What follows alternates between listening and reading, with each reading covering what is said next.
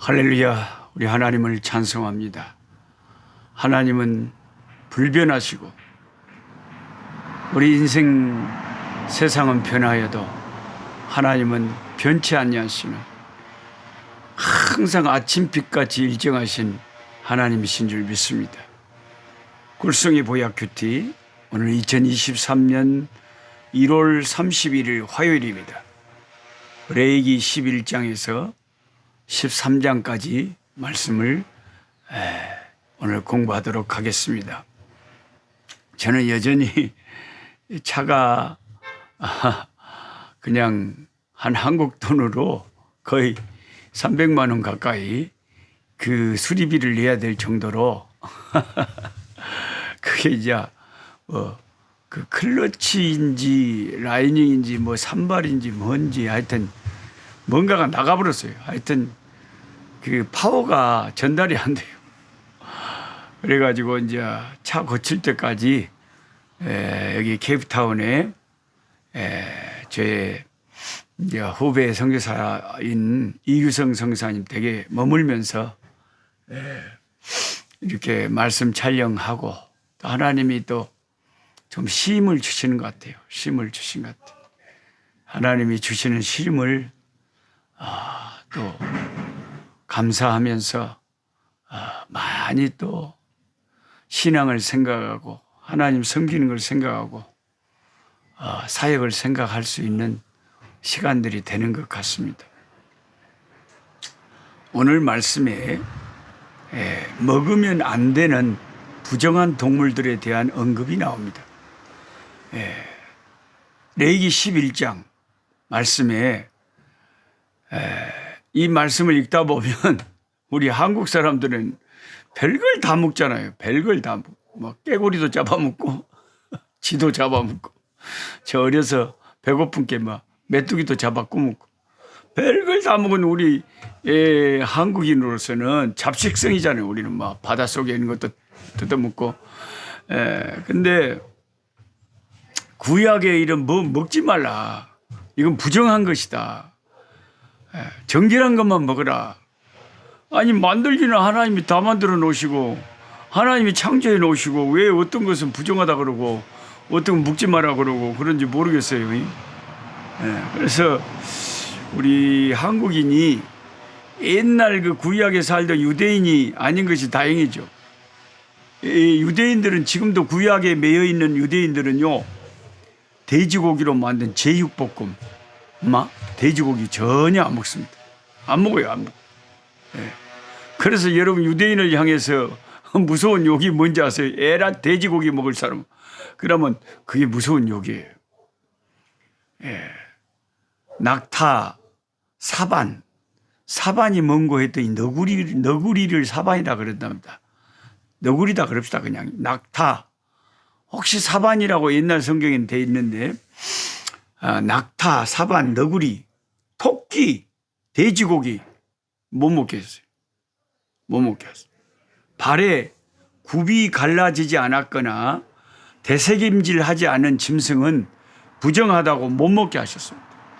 광야길에 무슨 물고기가 있었겠습니까마는 가나안에 가서도 혹시 이제 물고기 먹을 때 뭐 물고기 먹으면 안 되냐? 지느러미와 비늘이 없는 것은 가증하다고 못 먹게 했습니다. 그러니까 우리 한국 사람들이 막 몸보신한다고 그냥 막 힘을 얻기 위해서 먹는 짱어 같은 거 워마 안 돼요. 비닐이 없잖아요. 뺀질뺀질 하잖아요. 안 된다니까. 그 맛있는 짱어구이 안 돼요. 안 돼요. 새 중에는 짐승 잡아먹는 맹금류 또 고독한 새, 올빼미, 부엉이, 까마귀 같은 녀석들 안 돼요. 그거 못 먹겠어요.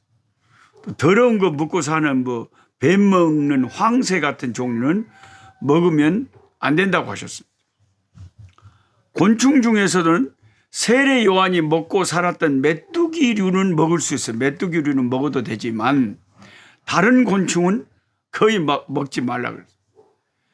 뱀 같은 파충류는 다 금지됐습니다. 거의 다 금지됐습니다. 파충류는 다 먹으면 안 돼요. 요새 뱀탕 그냥 먹으면 그냥 눈이 밝아지고 막 힘이 난다 그래갖고 어떤 선교사님이 아프리카 선교사님이 저한테 노 목사님 뱀 잡아먹어 그러면 힘이 난단께 아, 어떻게 우리가 생존을 해야지 어찌고요? 막 그러면서 뱀 잡아먹으라고. 자기는 뱀 먹고 그냥 눈이 바짝바짝 힘이 나더래요. 저도 어디 뱀이 나타나면 한번 잡아먹어볼까 생각하는데 그걸 어떻게 먹을 수 있을지는 모르겠어요. 근데 어쨌든 파충류는 다 금지됐습니다. 그래서 저는 그 하나님 만드신 창조물 중에서 진짜 파충류가 좀 싫어요. 개인적으로 저 혐오하는 거. 뱀하고 지가 제일 징그러워요. 그 시골에서도 그 지나가다가 죽은 쥐를 나도 모르게 톡 볼보면 아이고 그 느낌이 왜 이렇게 싫은지 모르겠어. 그러고 그냥 쌔바닥 날름거리는 그 뱀을 보면 그냥 맥없이 응? 이유도 없이 그냥 돌을 주워갖고 그냥 막 던져서 그냥 막 찍어불고 막 오마 뱀은 죽여불고 잡아 그냥. 어쩌게 그렇게 뱀하고 쥐는 음해 얼마나 그 징그러운지 모르겠어요. 예. 물론 뱀을 목에 감고 사는 그런 사람들도 있습니다만은 나는 뱀하고 쥐가 징그러워.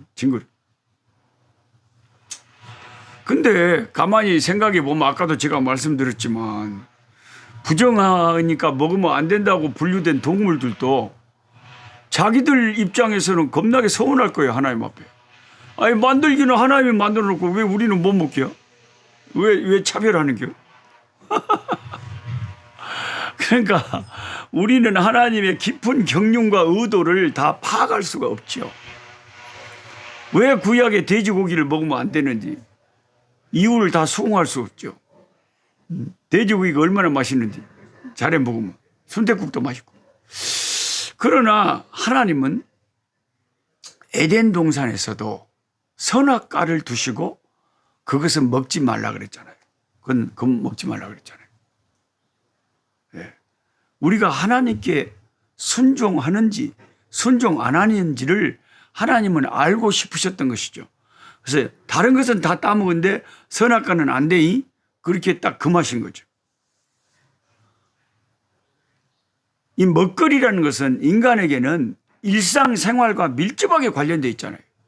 하루에 3번 되게 우리가 뭘 먹잖아요.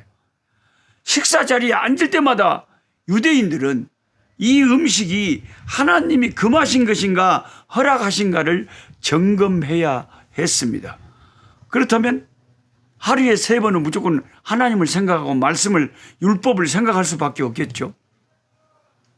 어떤 의미에서는 하나님 늘 의식하고 말씀과 율법을 늘 생각할 수 있도록 하는 하나님의 방편이었는지도 모르죠. 네. 계속 하나님을 하루에 3번씩 의식하며 살 수밖에 없도록 만들어 놓은 거죠. 또한 이 정결법 때문에 유대인들은 이방인들과 함께 하기가 좀 까다로웠습니다. 왜냐하면 이방인들하고 음식이 다르기 때문에 유대인이 못 먹는 음식이 너무 많았기 때문에 이방인들과 쉽게 함께 할 수 없었을 것입니다. 그런데 사도행전 10장에 이상한 장면이 나옵니다. 그 구약만 알고 있는 사람들은요, 그랑께 노 목사님 그 돼지고기 먹으면 안 된다게요? 이거 엉뚱한 소리 하고 다닙니다. 그래서 성경을 알려면 똑바로 알아야 된다는 거예요. 사도행전 10장 보세요. 기도하던 베드로에게 하나님은 환상을 보여줍니다.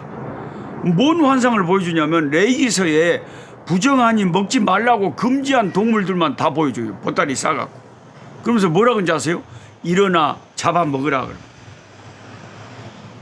돼지고기, 뭐 토끼고기, 낙타고기, 먹으면 안 되는 부엉새, 뻐꾸기, 만약 그런 것을 보여주면서 얻는 잡아먹어. 그러면 베드로가 하나님이 나를 시험하시나? 이게 뭔 일이요? 깜짝 놀랐을 거 아닙니까? 일어나 잡아먹으라는 게. 베드로가 뭐라 그랬습니까? 주여, 그럴 수 없나이다. 저는 그런 부정한 것을 결코 먹어본 적이 없나이다 라고 대답했죠. 그럴 때 하나님은 뭐라고 하셨습니까? 아니 내가 깨끗하게 했는데 네가 뭔데 부정하다 그래요? 일어나 잡아먹으란께? 그랬어요. 하나님이 깨끗하게 하신 걸 인간인 네가 왜 부정하다 그러냐요. 그러니까 베드로가 많이 혼돈스러웠겠죠. 베드로가 구약의 말씀 속에서 그 먹지 말라는 것 철저히 유대인으로서 지키고 살고 있는데 느닷없이 하나님이 그 못 먹게 된 것을 먹으라고 그러니까 베드로가 얼마나 힘들었겠어요. 이게 도대체 무슨 환상인가 싶어가지고 어안이 벙벙해 있을 때 그때 이방인들이 와서 마당에서 베드로를 찾았잖아요. 자기 집에 와서 말씀 좀 전해달라고. 그 전까지는 유대인들은 절대 이방인 집에 안 갔단 말이죠. 상종을 안 했단 말이죠. 그런데 그 환상을 생각하고 이것은 그 이방인의 집에 가서 말씀을 전하라는 하나님의 뜻이구나. 이런 하나님 앞에서 베드로가 그 확신을 가지고 이제 처음으로 이방인 선교의 첫 장을 사도 베드로가 열어 젖힌 거죠. 할렐루야. 레위기서에서 부정한 것들도 하나님이 신약의 예수의 피 아래서 다 깨끗하다고 선포하신 거죠. 하나님이 정결케 하면 정결. 그러니까 구약의 부정한 동물과 같은 저와 여러분 같은 우리들도 예수의 피 아래 있으면 다 하나님이 깨끗게 하신다 이 말이에요. 정결케 하신다. 우리는 더 이상 구약의 율법 아래 있지 않고 예수님의 피 아래 있는 새 언약의 백성들이죠. 신약에 사는 우리는 예수님의 피 흘리신 십자가 공로 때문에 이것을 만지지 말라, 저것을 먹지 말라는 것에 얽매일 필요가 없게 된 거죠. 진리를 알지니 진리가 너희를 자유케 하리라. 예수 그리스도의 십자가 안에서 우리가 율법에서 자유함을 얻고 죄에서 깨끗함을 받고 심판에서 지옥의 심판에서 해방되고 이런 놀라운 축복을 받게 된 거죠. 그래서 디모데전서 4장 4절에 이렇게 선포합니다. 하나님이 지으신 모든 것은 다 선하니까 감사함으로 받으면 버릴 것이 없나니. 사람이 깨끗해지는 것은 뭘 먹고 안 먹고 그런 것 때문에 그런 것이 아니라 하나님의 말씀 그리고 기도함으로 거룩하게 된다 그랬습니다. 돼지고기 안 먹는다고 거룩해지는 것이 아니라 유대인들처럼 그러면 안 돼요.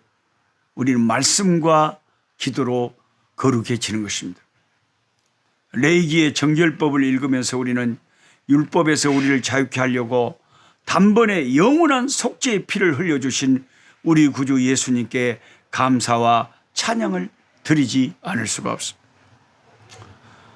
유튜브를 통해서 성경을 1년에 일독하시는 어떤 집사님은 저에게 유튜브 본 소감을 보내주시면서 요즘 레위기서를 함께 읽으면서 계속 눈물로 산다고 작년에 그러셨어요. 작년에. 짐승의 피로 가득한 레위기서에서 날 위해서 친히 속죄 제물이 되셔가지고 생명의 피를 쏟아주신 예수님의 사랑과 희생이 너무 감사해서 절로 예수의 십자가 앞에 감사의 눈물이 흐른다는 것입니다. 부산 기장에서 목회하시는 김주성 목사님은 레위기는 자신에게 러브레터와 같다고 하시면서 지금이라도 레위기 시대로 타임머신을 타고 돌아가 날마다 하나님의 성막에서 하나님의 영광을 보면서 제사하고 예배하고 싶다고 하셨습니다. 그러니까 레위기서가 뭘 모르고 읽으면 그냥 지루하고 힘들지만 뭔가를 좀 이렇게 참 복음의 핵심을 깨닫고 읽으면 진짜 은혜스러운 말씀이 레위기서. 그 다음에 출산과 관련된 부정에 대해서 말씀드리겠습니다. 레위기 12장에 여성이 아이를 출산할 때 부정에 대해서 가르치죠. 산모가 아들을 낳았는데 40일간 부정하고 딸을 낳았는데 80일간 부정하대요. 그 기간이 지난 후에야 산모는 하나님의 성소에 출입할 수 있었습니다. 그것도 속죄제와 번제를 드리고 난 후에 가능했습니다. 옛날이나 지금이나 여성들의 수고와 고난이 남자보다 2배는 되는 것 같습니다. 아이를 낳을 때의 수고는 말할 것도 없고 아이 젖먹이고 키우는 어머니의 그 수고 외에도 성소에 예배 참석하는 것까지 남자와는 너무나 많은 차별을 받았지 않습니까? 이렇게 출산 후에 오랜 부정기간이 지나고도 속죄 제사까지 요구하신 이유는 무엇일까? 무엇입니까? 그리고 남녀 차별하듯이 왜 딸 낳으면 2배나 길게 부정하다 하셨을까요? 일단 아이를 낳을 때 피를 많이 흘리는데 하나님은 피에 민감하십니다. 피는 생명을 의미하기 때문에 장차 독생자를 보내셔서 이 땅에 십자가에 피 흘려서 우리의 모든 죄를 사하게 하실 하나님의 섭리가 있었기 때문에 하나님은 그것을 더 부정하다게 생각하십니다. 그 다음에 처음에 죄를 범한 것이 여성이었기 때문에 하나님은 어쩌면 그것까지 생각했는지 모릅니다. 그러나 신약에 와서는 그 모든 여성 차별에서 우리는 다 해방된 것이라는 것을 분명하게 말씀드립니다. 하나님 아버지 감사합니다. 오늘 또 은혜 베풀어 주셔서 레위기서를 공부할 수 있게 해주셔서 감사합니다. 우리 아버지 하나님, 레위기서를 읽으면서 십자가에 피 흘리신 하나님의 어린 양, 우리의 속죄 제물, 우리 구주 예수님을 찬양하게 하시고 아버지 하나님, 레위기서에 흐르는 아버지 복음의 진수를 깨달을 수 있는 우리들 되게 하여 주옵소서. 예수님의 이름으로 기도하옵나이다. 아멘. 약한 자 힘주시고 강한 자